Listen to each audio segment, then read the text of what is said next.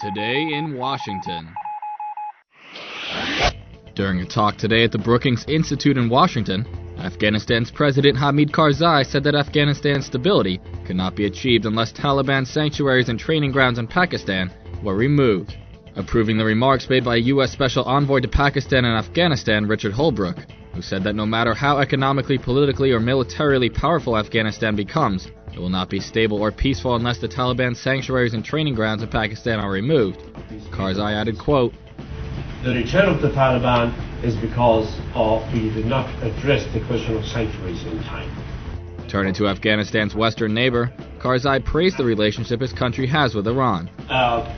Iran has been a member, participant of the Bonn Conference 7 years ago. It helped America and the rest of the world establish the Afghan interim government. It participated very, very well in the transformation of Afghanistan from the rule of Taliban to the present.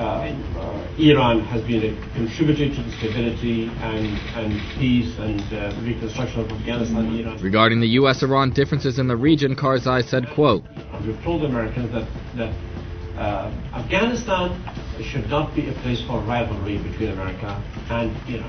And we've said exactly the same thing to the Iranians, that Afghanistan should be kept away from their differences that they have. Rather, we've tried our best to work between the two countries to be friendly." Vice President Joe Biden on Tuesday called on Israel to accept a two-state solution to the Palestinian conflict and to stop the construction of Jewish settlements.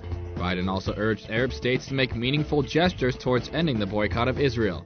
In a speech to the American-Israeli Public Affairs Committee, the leading U.S. pro-Israel lobby, he said, quote, "But Israel has to work toward a two-state solution.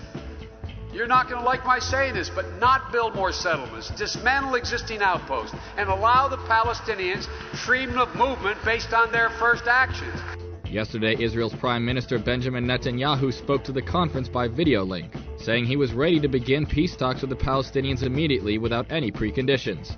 However, he made no reference to a Palestinian state. "There is a great challenge afoot, but that challenge also presents great opportunities. The common danger is echoed by Arab leaders throughout the Middle East. It's echoed by Israel repeatedly. It's echoed by Europeans, by many responsible governments around the world. And if I had to sum it up in one sentence, it is this: Iran must not be allowed to develop nuclear weapons. If I had to sum up the opportunity in one word, it would be cooperation. Cooperation between Israel and the Arab world, and cooperation between Israel and the Palestinians. Netanyahu also told delegates that Israel and Arab states now see a common danger in the threat posed by a nuclear-armed Iran. Biden also focused on the Obama administration's efforts to engage with Iran, assuring the delegates that Washington knows it has only limited time to allow for the success of any engagement.